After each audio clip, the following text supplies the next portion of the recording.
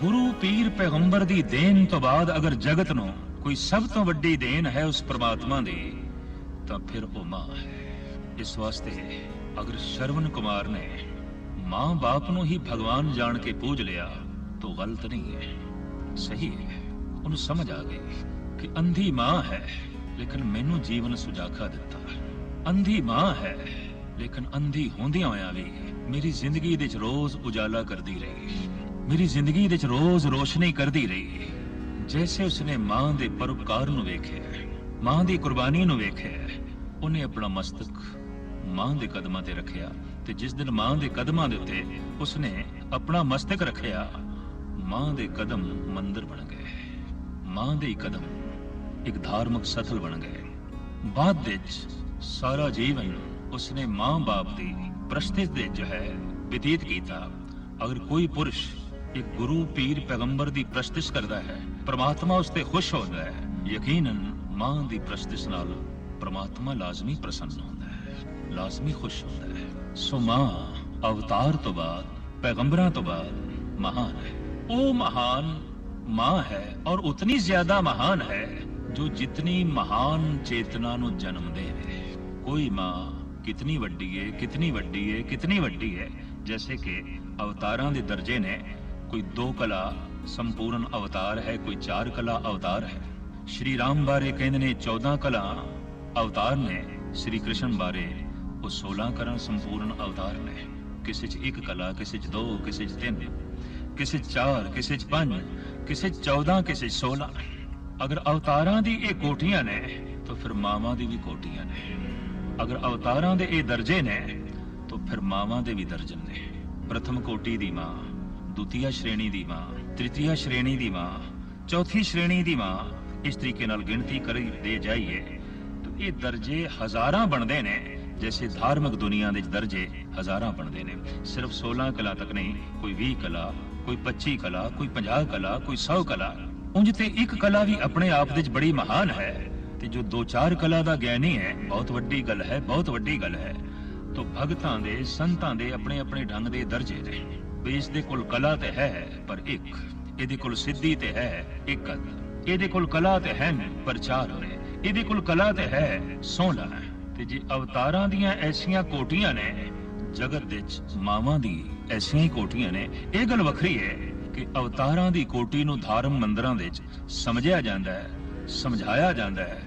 मां दी कोटियां नूं ना समझिया जांदा है, ना समझाया जांदा है। यही कारण है कि जगत नूं पूरा ज्ञान नहीं, जगत दे कोल पूरा बोध नहीं है।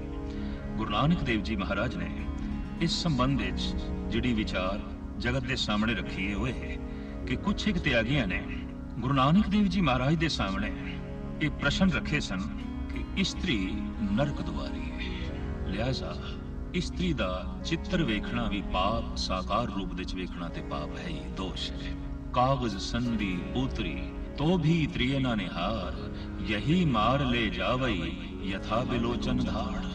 भगत छज्जू लाहौर दे महान श्रेष्ठ ब्रह्मज्ञानी संत जो गुरु अर्जन देव जी महाराज दे समकाली ने, आप कहंदे ने साकार रूप दे स्त्री दी ते गल एक पासे, स्त्री दा चित्र भी ना वेखदे आई तो नरक दे जाएगा। वेखदे तेरे अंदर कामना जागेगी, भावना नहीं, और फिर तू गर्दिश दे पै जाएगा, चक्कर दे पै जाएगा।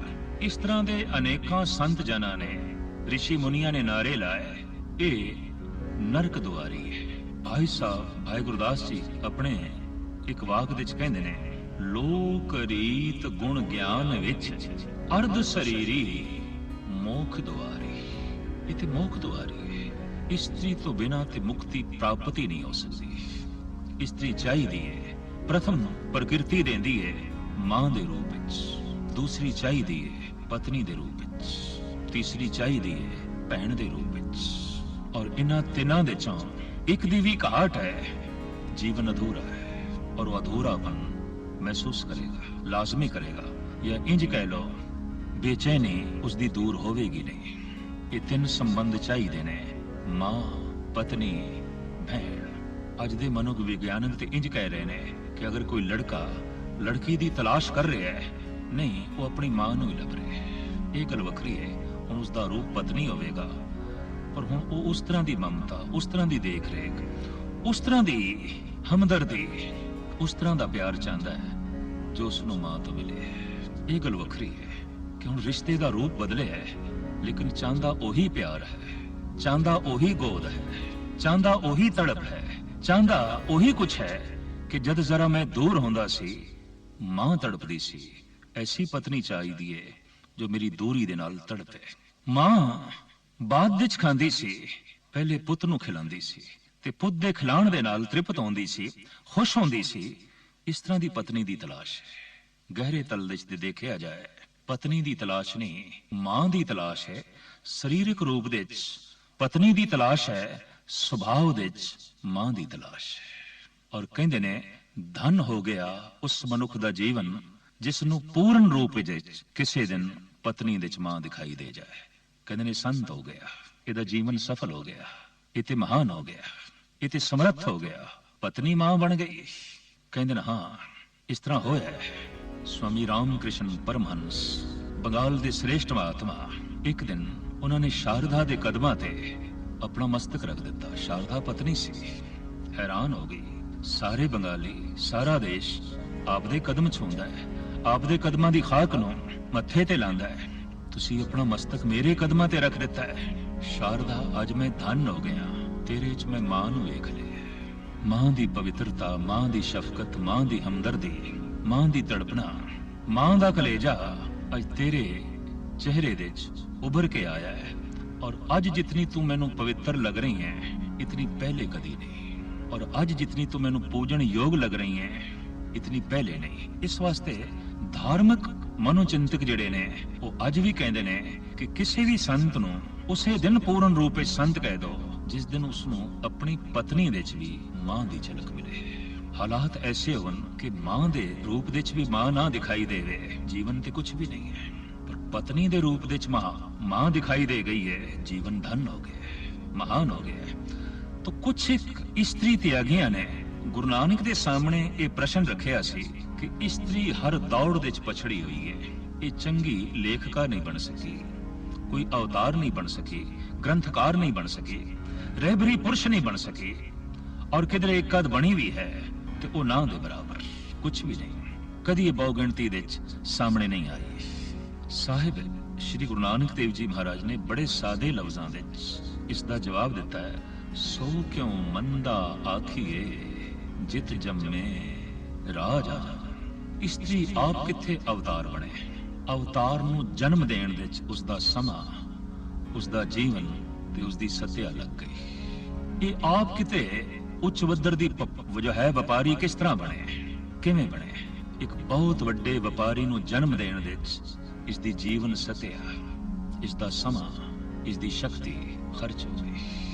दुनिया दे ਜਿਹੜੇ ਚੋਟੀ ਦੇ ਪੁਰਸ਼ ਨੇ, ਚਾਹੇ ਉਹ ਵਪਾਰ ਦੇ ਤਲ ਦੇ 'ਚ ਨੇ, ਚਾਹੇ ਉਹ ਰਾਜਨੀਤੀ ਦੇ ਤਲ ਦੇ 'ਚ ਨੇ, ਚਾਹੇ ਉਹ ਧਰਮ ਦੇ ਤਲ ਦੇ 'ਚ ਨੇ, ਤੇ ਚਾਹੇ ਸਮਾਜ ਦੇ ਕਿਸੇ ਖਿੱਤੇ ਦੇ 'ਚ ਨੇ, ਉਹਨਾਂ ਦੀ ਮਹਾਨਤਾ ਦੇ 60% ਹਿੱਸਾ ਯੋਗਦਾਨ ਮਾਂ ਦਾ ਹੈ। ਉਹਨਾਂ ਦੀ ਯੋਗਤਾ, ਉਹਨਾਂ ਦੀ ਉન્નਤੀ, ਉਹਨਾਂ ਦੀ ਅਥਾਹ ਪ੍ਰਗਤੀ ਜੇ 60% ਮਾਂ ਦੇ ਯੋਗਦਾਨ ਤੇ ਖੜੀ ਹੈ ਤਾਂ ਇਹ ਪੁਰਸ਼ फिर ते 60% धनवाद भी मां दा चाहिए है। तू व्यापार दे सफल हो गया, तू धर्म दी दुनिया दे उन्नत हो गया, तू राजनीति दे सफल हो गया, तू समाज दे महान बन गया, ते कदी धनवाद दे शब्द मां लई निकलदे नहीं तां इत्थों वड्डा होर किहड़ा अकिरत घण होवेगा। ये ते बहुत वड्डी एहसान फरामोशी है। इस्त्री कोई बहुत वड्डी चित्रकार, संगीतकार, दार्शनिक फिलोसफर भी नहीं बन सकी। उसदा एक कारण कि दार्शनिक नूं, चिंतक नूं, चित्रकार नूं, संगीतकार ਨੂੰ ਜਨਮ ਦੇਣ ਵਿੱਚ ਉਸਦੀ ਜੀਵਨ ਸਤਿਆ ਤੇ ਉਸਦਾ ਸਮਾਂ ਲੱਗ ਗਿਆ। ਸੰਗੀਤ ਬਾਰੇ ਸੋਚਦੀ ਰਹੀ, ਸੰਗੀਤ ਬਾਰੇ ਵਿਚਾਰਦੀ ਰਹੀ। ਕੁੱਖ ਦੇ ਵਿੱਚ ਜਿਹੜਾ ਬੀਜ ਸੀ, ਵਿਚਾਰ ਸੰਗੀਤ ਦੇ ਉਸ ਨੂੰ ਮਿਲਦੇ ਰਹੇ, ਸੰਗੀਤ ਦੀ ਸੋਚਣੀ ਉਸ ਨੂੰ ਮਿਲਦੀ ਰਹੀ। ਚਿੱਤਰਕਾਰੀ ਬਾਰੇ ਵਿਚਾਰੀ ਸੋਚਦੀ ਰਹੀ, ਬਣਾ ਨਾ ਸਕੀ ਕਿਉਂਕਿ ਸਾਰਾ ਸਮਾਂ ਇੱਕ ਚਿੱਤਰਕਾਰ ਨੂੰ ਜਨਮ ਦੇਣ ਵਿੱਚ, ਸਾਰੀ ਸ਼ਕਤੀ ਇੱਕ ਚਿੱਤਰਕਾਰ ਨੂੰ ਜਨਮ ਦੇਣ ਵਿੱਚ ਖਰਚ ਹੋ ਰਹੀ ਹੈ। ਕੁੱਖ ਦੇ 'ਚ ਜਿਹੜਾ ਬੀਜ ਹੈ ਉਹ ਵੱਡਾ ਤਾਂ ਹੀ ਹੋ ਸਕਦਾ ਹੈ ਕਿ ਮਾਂ ਨੂੰ ਛੋਟਾ ਕਰੇ। ਮਾਂ ਨੂੰ ਛੋਟਾ ਕੀਤੇ ਬਿਨਾ ਇਹ ਬੀਜ ਵੱਡਾ ਨਹੀਂ ਹੋ ਸਕਦਾ। ਜੋ ਬੀਜ ਨੂੰ ਵੱਡਾ ਕਰਨ ਲਈ ਆਪ ਛੋਟੀ ਹੋ ਜਾਏ, ਕਿਤਨੀ ਵੱਡੀ ਕੁਰਬਾਨੀ, कितनी महान कुर्बानी कदी किसी ने सोचा है। मां छोटी होंदी है, मां अपना खून, मां अपनी मिंज, मां अपना मास, मां अपनी चेतना, मां अपना समा, मां अपनी सोचनी, मां अपना खान पान, सब कुछ उस बीज तो निछावर कर रही है, कुर्बान कर रही है, सदके कर रही है। जो कुछ कोल है दे रही है, तो दे रही है, घट रहा है। आप छोटी हो रही है, बीज ਵੱਡੇ हो रहे हैं। और जिस दिन बीज ਵੱਡੇ ਹੁੰਦੇ ਨੇ, बीजां तो सदके ਹੁੰਦੀ है, कुर्बान ਜਾਂਦੀ है।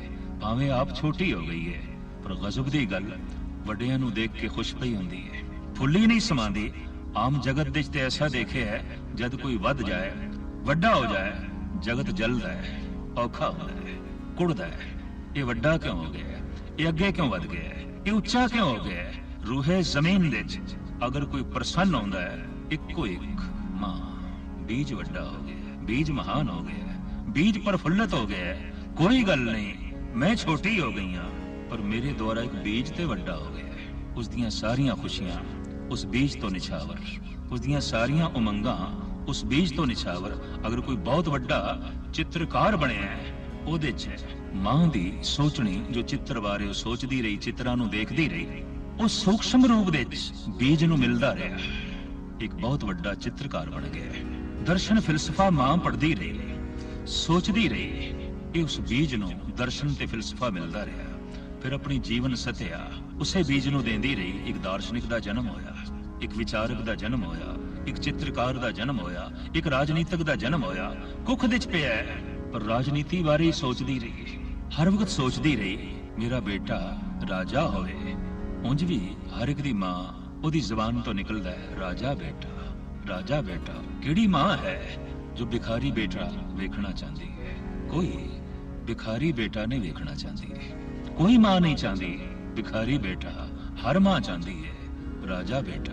ਤੇ ਰਾਜਾ ਬੇਟਾ ਆਖ ਕੇ ਜੋ ਪ੍ਰਸੰਨ ਹੋਵੇ, ਰਾਜਾ ਬੇਟਾ ਹੋਣ ਦੀਆਂ ਜੋ ਦੁਆਵਾਂ ਕਰੇ, ਰਾਜਾ ਬੇਟਾ ਹੋਣ ਦੀ ਜੋ ਸਾਰੀ ਕੁਰਬਾਨੀ ਕਰੇ, ਤੇ ਬੇਟਾ ਜਦ ਰਾਜਾ ਹੋਵੇ ਤੇ ਮਾਂ ਨੂੰ ਯਾਦ ਨਾ ਕਰੇ, ਮਾਂ ਦਾ ਧੰਨਵਾਦ ਨਾ ਕਰੇ, ਇਹ ਤੇ ਬਹੁਤ ਵੱਡੀ ਅਹਿਸਾਨ ਫਰਾਮੋਸ਼ੀ ਹੈ। ਤੂੰ ਸੋਚਿਆ ਹੀ ਨਹੀਂ, ਅਜੇ ਤੂੰ ਕੁਝ ਸੋਚਣ ਜੋਗਾ ਵੀ ਨਹੀਂ ਸੀ, ਇਹ ਰਾਜਾ ਬੇਟਾ ਤੈਨੂੰ ਕਹਿੰਦੀ ਰਹੀ। ਦੁਨੀਆ ਤੈਨੂੰ ਮੂਰਖ ਕਹਿੰਦੀ ਰਹੀ, ਦੁਨੀਆ ਤੈਨੂੰ ਬੱਚਾ ਕਹਿੰਦੀ ਰਹੀ, ਦੁਨੀਆ ਤੈਨੂੰ ਇਆਣਾ ਕਹਿੰਦੀ ਰਹੀ, ਦੁਨੀਆ ਤੈਨੂੰ ਨਾਦਾਨ ਕਹਿੰਦੀ ਰਹੀ। ਇਸ ਰੂਹੇ ਜ਼ਮੀਨ ਦੇ 'ਚ ਇੱਕੋ ਇੱਕ ਸੀ ਜੋ ਤੈਨੂੰ ਮਹਾਨ ਕਹਿੰਦੀ ਰਹੀ, ਰਾਜਾ ਬੇਟਾ। ਰਾਜੇ ਨੂੰ ਤੇ ਮੱਥਾ ਟੇਕੀਦਾ, ਰਾਜੇ ਨੂੰ ਤੇ ਲੋਕੀ ਸਜਦੇ ਕਰਦੇ ਨੇ, ਰਾਜੇ ਦੀਆਂ ਤੇ ਲੋਕੀ ਗੁਲਾਮੀਆਂ ਕਰਦੇ ਨੇ। ਯਕੀਨ ਜਾਣ, ਮਾਂ ਇਸ ਬੱਚੇ ਦੀ ਤੇਰੀ ਗੁਲਾਮੀ ਹੀ ਕਰਦੀ ਰਹੀ, ਤੇਰੀ ਪਰਿਕਰਮਾ ਕਰਦੀ ਰਹੀ, ਸਜਦੇ ਕਰਦੀ ਰਹੀ, ਨਿਛਾਵਰ ਹੁੰਦੀ ਰਹੀ, ਸਦਕੇ ਹੁੰਦੀ ਰਹੀ। ਰਾਜਾ ਬੇਟਾ ਸਿਰਫ ਆਖਦੀ ਹੀ ਨਹੀਂ ਰਹੀ, ਰਾਜਾ ਬੇਟਾ ਤੈਨੂੰ ਮੰਨਦੀ ਰਹੀ ਹੈ, ਆਖਦੀ ਰਹੀ ਹੈ। ਇਹ ਗੱਲ ਵੱਖਰੀ ਹੈ, ਕਦੀ ਦੁਨੀਆ ਨੇ ਤੈਨੂੰ ਰਾਜਾ ਨਹੀਂ ਮੰਨਿਆ, ਰਾਜੇ ਦੇ ਰੂਪ ਵਿੱਚ ਨਹੀਂ ਵੇਖਿਆ। ਬੱਚੇ ਨੂੰ ਕੌਣ ਇਸ ਰੂਪ ਵਿੱਚ ਵੇਖੇਗਾ? ਹਾਂ, ਵੇਖਦੀ ਵੀ ਹੈ, ਮੰਨਦੀ ਵੀ ਹੈ। ਤੇ ਮਾਂ ਇਸੇ ਨੁਕਤੇ ਨੂੰ ਗਹਿਰਾਈ ਨਾਲ ਲਈ ਹੈ। ਲੋਕ ਤਾਂ ਪਿਓ ਵੀ ਕਈ ਦਫਾ ਕਹਿ ਦਿੰਦਾ ਹੈ, ਨਾਦਾਨ ਹੈ, ਭੋਲਾ ਹੈ, ਇਆਣਾ ਹੈ, ਨਾ ਸਮਝ ਹੈ। ਪੜੋਸੀ ਵੀ ਕਹਿ ਦਿੰਦੇ ਨੇ, ਸ਼ਰੀਕ ਵੀ ਕਹਿ ਦਿੰਦੇ ਨੇ, ਆਖਰ ਬੱਚਾ ਹੀ ਤੇ ਹੈ, ਕੋਈ ਮਹਾਨ ਥੋੜੀ ਹੈ। ਮਾਂ ਦੇ ਮੂੰਹੋਂ ਨਿਕਲਦਾ ਨਹੀਂ, ਬੇਟਾ ਰਾਜਾ ਹੈ, ਮਹਾਨ ਹੈ, ਇੱਥੇ ਰਾਜਾ ਹੈ। ਇਸ ਛੋਟੇ ਨੂੰ ਇਤਨਾ ਵੱਡਾ ਮੰਨਣਾ, ਜੀਵਨ ਭਰ ਮੰਨਣਾ, ਜ਼ਿੰਦਗੀ ਭਰ ਮੰਨਣਾ। ਔਰ ਫਿਰ ਸਾਡੇ ਦੇਸ਼ ਦੇ ਵਿੱਚ ਇੱਕ ਕਹਾਵਤ ਹੈ ਕਿ ਸਮਰਥ ਕੋ ਨਹੀਂ ਦੋਸ਼ ਗੁਸਾਈ। ਜੋ ਸਮਰਥ ਹੈ, ਜੋ ਰਾਜਾ ਹੈ, ਉਸ ਨੂੰ ਕੋਈ ਦੋਸ਼ ਨਹੀਂ ਹੈ। ਮਾਂ ਕਦੀ ਬੱਚੇ ਦੇ ਵਿੱਚ ਦੋਸ਼ ਆਦ ਨਹੀਂ ਕਰਦੀ। ਰਾਜਾ ਬੇਟਾ ਹੈ, ਸਮਰਥ ਹੈ, ਇਹ ਦੋਸ਼ੀ ਹੋ ਸਕਦਾ ਹੈ, ਇਹ ਕਲੰਕਿਤ ਹੋ ਸਕਦਾ ਹੈ। ਸਾਰੀ ਦੁਨੀਆ ਦੀ ਦ੍ਰਿਸ਼ਟੀ 'ਚ ਭਾਵੇਂ ਬੱਚਾ ਕਲੰਕਿਤ ਹੋਵੇ, ਮਾਂ ਦੀ ਦ੍ਰਿਸ਼ਟੀ 'ਚ ਨਹੀਂ ਹੈ। ਗੁੰਡੇ ਤੋਂ ਗੁੰਡਾ ਹੈ, ਦੁਸ਼ਟ ਤੋਂ ਦੁਸ਼ਟ ਹੈ। ਕਾਨੂੰਨ ਦੀ ਦ੍ਰਿਸ਼ਟੀ ਦੇ 'ਚ ਵੀ ਇਹ ਦੁਸ਼ਟ ਹੈ, ਸੰਸਾਰ ਸਮਾਜ ਦੀ ਦ੍ਰਿਸ਼ਟੀ ਦੇ 'ਚ ਵੀ ਇਹ ਦੁਸ਼ਟ ਹੈ। ਮਾਂ ਦੀ ਦ੍ਰਿਸ਼ਟੀ ਤੇ ਰਾਜਾ ਬੇਟਾ ਹੈ। ਇਸ ਤਰ੍ਹਾਂ ਦੀਆਂ ਧਾਰਨਾਵਾਂ ਚੁੱਕੇ ਮਾਂ ਦੇ ਗਹਿਰੇ ਤਲ ਦੇ 'ਚ ਦੇਖਣ ਨੂੰ ਮਿਲਦੀਆਂ ਨੇ। ਇਹੀ ਕਾਰਨ ਹੈ ਕਿ ਸਿਆਣੇ ਲੋਕਾਂ ਨੇ ਅਗਰ ਈਸ਼ਵਰ ਤੋਂ ਬਾਅਦ ਕਿਸੇ ਨੂੰ ਸਜਦਾ ਕੀਤਾ ਹੈ ਤਾਂ ਉਹ ਹੈ ਮਾਂ। ਤੇ ਜਿਸਨੇ ਨਹੀਂ ਕੀਤਾ, ਸਮਝ ਲਓ ਅਗਰ ਕੋਈ ਮੂਰਖ ਹੈ ਤਾਂ ਸਭ ਤੋਂ ਜ਼ਿਆਦਾ ਇਹੀ ਮੂਰਖ ਹੈ। ਔਰ ਮੈਂ ਅਰਜ਼ ਕਰਦਾ ਕਿ ਮੁਹੰਮਦ ਸਾਹਿਬ ਦੇ ਇਹ ਵਾਕ ਵੀ ਪੂਰਨ ਸਚਾਈ ਦੇ ਉੱਤੇ ਮਬਨੀ ਨੇ। ਐ ਬੰਦੇ, ਤੈਨੂੰ ਜੰਨਤ ਚਾਹੀਦੀ ਹੈ ਤਾਂ ਜੰਨਤ ਆਸਮਾਨ ਦੇ ਉੱਪਰ ਨਹੀਂ, ਮਾਂ ਦੇ ਕਦਮਾਂ ਦੇ ਥੱਲੇ। ਤੂੰ ਥੱਲੇ ਕਿਉਂ ਨਹੀਂ ਝਾਤ ਮਾਰਦਾ? ਇੱਥੇ ਹੀ ਜੰਨਤ ਹੈ, ਇੱਥੇ ਹੀ ਸੁੱਖ ਨੇ, ਇੱਥੇ ਹੀ ਆਰਾਮ ਨੇ, ਇੱਥੇ ਹੀ ਸਾਰੇ ਸੁੱਖ ਨਿਦਾਨ ਨੇ। ਔਰ ਕਹਿੰਦੇ ਨੇ ਅਗਰ ਕੋਈ ਕਿਸੇ ਲਈ ਦੁਆ ਕਰਦਾ ਹੈ ਤਾਂ ਮੈਂ ਅਰਜ਼ ਕਰਾਂ ਕੋਈ ਪੰਡਤ ਪੁਜਾਰੀ ਕਿਸੇ ਲਈ ਇਤਨੀ ਗਹਿਰੀ ਦੁਆ ਨਹੀਂ ਕਰ ਸਕਦਾ। ਚਾਹੇ ਕਿਤਨਾ ਕਿਸੇ ਨੂੰ ਧਨ ਦੇ ਦੋ, ਚਾਹੇ ਕਿਸੇ कितनी संपदा दे दो, यज्ञ हवन करा लो, पूजा पाठ करा लो, कोई पुजारी, कोई पंडित, कोई ग्रंथी, कोई अरदासिया इतने गहरे रूप दे किसी ਲਈ दुआ नहीं करेगा, अरदास नहीं करेगा जितनी कि मां करती है। ਉਹਦੀ अरदास ਹਿਰਦੇ ਚੋਂ ਨਿਕਲਦੀ ਹੈ, ਉਹਦੀ ਪ੍ਰਾਰਥਨਾ ਹਿਰਦੇ ਚੋਂ ਨਿਕਲਦੀ ਹੈ, ਉਹਦੀ ਦੁਆ ਹਿਰਦੇ ਚੋਂ ਨਿਕਲਦੀ ਹੈ। ਅਗਰ ਮੈਂ ਕਹਿ ਦਿਆਂ अगर दुआ कबूल भी होती है तो मां दी होती है। दिल से जो बात निकलती है असर रखती है, पर नहीं ताकते परवास मगर रखती है। दिल दी गहराइयां चो निकली हुई ये अरदास इते आसमानां नूं हिला देंदी है। और ऐ मनुख अगर तू संपन्न है, शादाब है और हर तरह दे धन संपदा नाल माला माल है, अंदरों बाहरों प्रसन्न है, तो समझ ये योगदान मां दा है, ये देन मां दी है, ये किरपा मां दी है, ये दृष्टि मां दी है। इस वास्ते बुलंद बांग होके गुरु नानक ने नारा लाया, सो क्यों मंदा आखिए जित जम्मे राजान। जिन्हें अपनी सारी जीवन सत्या राजे बेटे नु जन्म देने विच खर्च कीती है और राजा करके उसनू मने है, राजा करके उसनू पूजे है, राजा करके उस तो सदके हुंदी रही है। उसनू बुरा आखना ऐ सन्यासी, ऐ त्यागी, ऐ बैरागी। हो सकता है तेरी मां त्याग बारे सोचती रही होवे ते तू त्यागी पैदा होया, तेरे मां दा हिरदा बैरागी होवे, संसार तो उपराम होया होवे, ईश्वर चिंतन करती रही होवे ते ओ बैराग दियां तरंगां उस बीज दे च अंकुरित होईयां ने। तू बैरागी बन गया, तू दार्शनिक बन गया, तू फिलोसफर बन गया। जरा सोच ते सही, तू अपने आप दे च फिलोसफर नहीं, इहदे च मां दी देन है। तू अपने आप दे च त्यागी ते बैरागी नहीं, इहदे च मां दी देन है। इस वास्ते ईश्वर तो बाद अगर सन्मान सत्कार है सही मैंने तो वो मां है, केवल मां है।